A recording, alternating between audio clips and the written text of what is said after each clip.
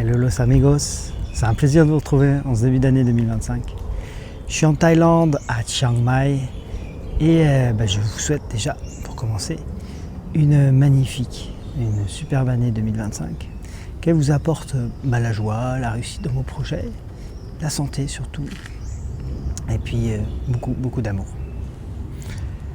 Voilà, j'avais envie de vous faire une petite vidéo là aujourd'hui pour vous parler de mon rituel, du rituel que je pratique en fin d'année, que j'ai pratiqué déjà cette fin d'année et en début d'année, pour pouvoir à la fois être en gratitude, célébrer en fait mon année 2024 et également pour pouvoir me projeter dans l'année 2025 avec sérénité.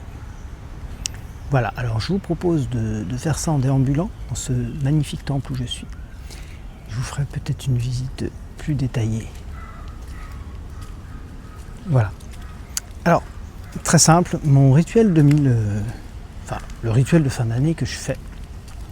Cette année, je l'ai fait, je crois que je l'ai fait dans l'avion. Ouais, c'est ça. Puisque j'avais pas mal de temps. J'ai pris l'avion le 30 décembre pour aller en Thaïlande. Et donc, qu'est-ce que j'ai fait ? Et là, c'est très simple. Je célèbre un petit peu toutes les belles choses que j'ai pu vivre dans l'année précédente, donc l'année 2024, sous forme de carnet de gratitude un petit peu. Je ne sais pas si vous vous rappelez, j'avais fait une vidéo ad hoc là-dessus, où je vais célébrer les joies que j'ai traversées cette année. Donc c'est un peu un acte méditatif, puisqu'en fait l'idée c'est de se projeter, de se mettre dans un état d'intériorité et dans lequel je me projette, j'essaie de ressentir, de revivre un petit peu les belles scènes de mon année. Et elles ressurgissent un peu comme ça naturellement dans cet état et je me connecte à ça. Je fais ça pour 3-4 joies et puis après je prends mon carnet et je les note et je numérote. L'idée étant, je m'étais dit d'aller à une centaine de gratitudes dans l'année. Alors ça peut sembler beaucoup, mais en fait ça ne l'est pas tant que ça. Et donc voilà, je récapitule. L'idée c'est de se centrer, de se projeter et d'aller chercher les joies qu'on a traversées dans l'année, les événements un peu particuliers. Et puis je commence à noter, j'en note 1, 2, 3, 4, 5 comme ça. Et en fait moi j'ai parcouru un petit peu l'année de façon chronologique. Après il y a eu des retours, des petits balancements, mais grosso modo c'est ce que j'ai fait. Et en faisant bien l'exercice, à peu près à mi-année, j'étais à, 80 joies que je célébrais. Et du coup j'ai continué, j'ai été jusqu'à la fin de l'année et je suis arrivé à plus de 205. En fait j'avais plus de place sur mes papiers que je m'étais dédié à ça, je n'avais pas écrit sur le carnet. Et du coup je me suis arrêté à peu près à 205 joies que j'ai célébrées sur l'année 2024. C'est riche et je vous invite à essayer ce type d'exercice si vous ne l'avez pas déjà fait. Parce que c'est magnifique, ça nous connecte vraiment à la gratitude. Ça nous permet de nous relier à ce qu'on a vécu de beau. Et c'est au niveau du cœur, ça le met vraiment littéralement en expansion. Votre cœur, waouh, moi j'ai adoré. Voilà pour le premier exercice que j'ai fait. Donc je récapitule, c'est moissonner, noter par écrit toutes les joies qu'on a pu vivre en 2024 et qui apparaissent au moment où vous faites l'exercice. En visant un objectif, de 100 joies. Voilà, dans l'année. Sachant que pour moi, j'ai eu un peu de mal au début, parce que le début de l'année 2024 a été challenging pour moi. Donc au début, ça venait doucement. Entre guillemets, ça mettait du temps à venir. Mais j'étais patient et j'ai vraiment fait l'exercice avec cette patience et j'ai été très satisfait du résultat. Voilà pour le premier type. Deuxième chose que je fais donc en fin d'année, après avoir moissonné les événements positifs, avoir été dans la gratitude, je bascule dans la projection, l'anticipation. Et ça, je le fais aussi avec une technique similaire, dans le sens où je vais aller encore chercher mon intériorité, la connexion à, je dirais, à ce qui vraiment nous incarne, ce qui vient nous appeler profondément. Et donc après une méditation, après un temps vraiment ad hoc, je me connecte à ce que j'ai vraiment envie de faire en 2025. Et là, l'idée c'est pas de rentrer dans un concret forcément, c'est d'aller sentir là où on a vraiment envie d'aller, y compris dans des choses qui pourraient nous faire peur. Alors vous savez, on parle souvent de ces bonnes résolutions. C'est pas tout à fait pareil. La bonne résolution, j'ai tendance à penser que c'est vu souvent comme un peu, je me mets un coup de fouet et ça y est, enfin, je vais faire ce que j'ai jamais réussi. Si vous faites comme ça, vous n'allez pas y arriver. Par contre, ce qui peut être vachement chouette, c'est plutôt de l'aborder sous le coup de la visualisation. Et donc, ce que j'aurais envie de vous suggérer, et c'est ce que je fais moi, c'est de vous imaginer, vous visualiser dans un état projeté dans lequel vous avez déjà réussi, en fait. Par exemple, si votre objectif c'est de, d'avoir un physique mince et musclé, et vous vous visualisez en étant mince, musclé, en courant sur la plage, etc. Et donc cette visualisation va vous mettre dans une joie.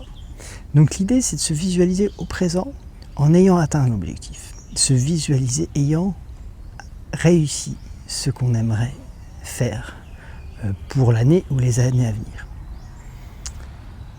Voilà, moi j'ai fait ça, cette année j'en ai pris 4. L'année dernière j'en avais pris 5, je pense que c'était trop. Si ça vous intéresse, je peux vous en partager 1 ou 2 pour que ça puisse vous inspirer. Voilà, mais ça c'est si vous me demandez en commentaire, peut-être que j'aurai envie de faire ça. Mais là, l'idée c'est vraiment d'aller chercher quelque chose dans le présent, comme si vous l'aviez réussi. Et une fois que vous avez posé ça, là, ce qui peut être super intéressant, et donc là c'est la 3e phase que je vais développer après, c'est que vous puissiez l'ancrer dans votre quotidien, ou en tous les cas mettre en place quelque chose pour y arriver.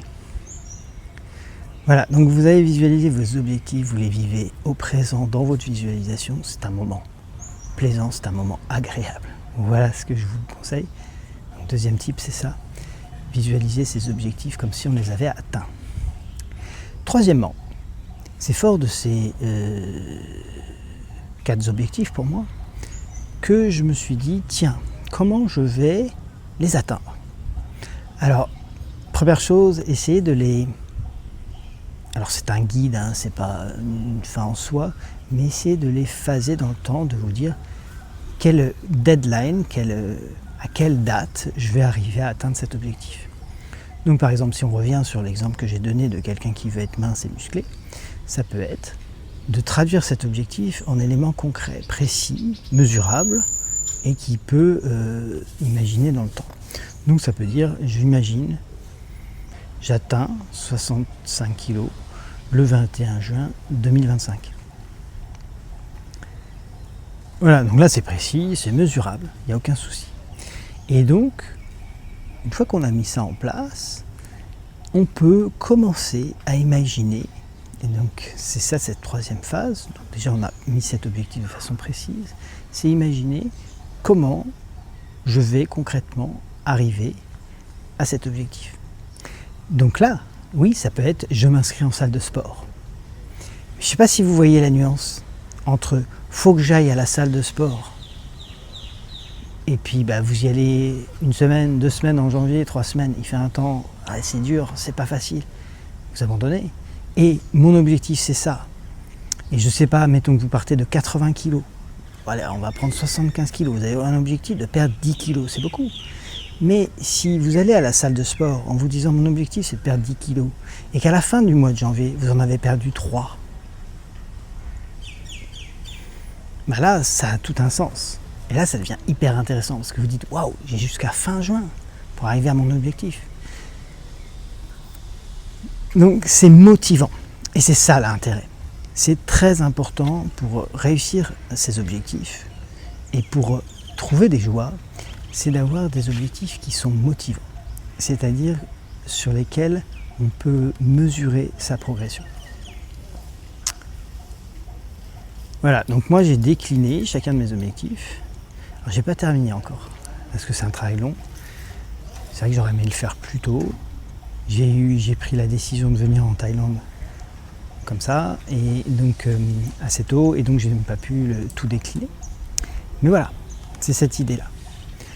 Donc, troisième point, décrire vos objectifs de façon précise et ensuite répondre à la question comment je fais pour atteindre ces objectifs et commencer à écrire toutes les phases intermédiaires.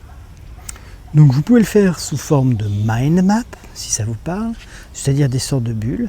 Vous mettez votre objectif au milieu, puis vous vous posez la question comment atteindre cet objectif. Donc allez à la salle, on va prendre l'exemple que j'ai donné, atteindre 65 kg le 21 juin, aller à la salle de sport, changer mon régime alimentaire, ensuite dans changer mon régime alimentaire, manger plus de légumes, manger moins de glucides, faire des courses, etc. Aller à la salle de sport tous les mercredis et tous les vendredis, Donc là, vous donnez ça vraiment hyper concret. Ok ? Et ensuite, c'est parti. Donc un dernier point que j'aurais envie de vous partager, c'est pouvoir, une fois que vous avez noté vos objectifs, les façons de les mesurer, ça peut être un super moyen d'évaluer votre année. Si jamais vous n'arrivez pas à vous centrer sur les joies et satisfactions, normalement il n'y a pas de souci, c'est de regarder simplement l'atteinte de vos objectifs. Vous pouvez dire, je suis super joyeux parce que j'ai réussi déjà à atteindre mes objectifs que je m'étais fixés. Voilà pour cette vidéo sur mon rituel de fin d'année et de nouvelle année. J'espère que ça vous inspire. En tous les cas, si c'est le cas, n'hésitez pas à me mettre un like. Ça me permet ça soutient ce que je fais et puis ça me permet de savoir que ça vous a été utile. Et puis à partager si vous trouvez que c'est inspirant et que ça peut aider des amis à vous. En tout cas, je vous souhaite de nouveau une magnifique année 2025 depuis Chiang Mai. Et je vous dis à très très bientôt pour la suite.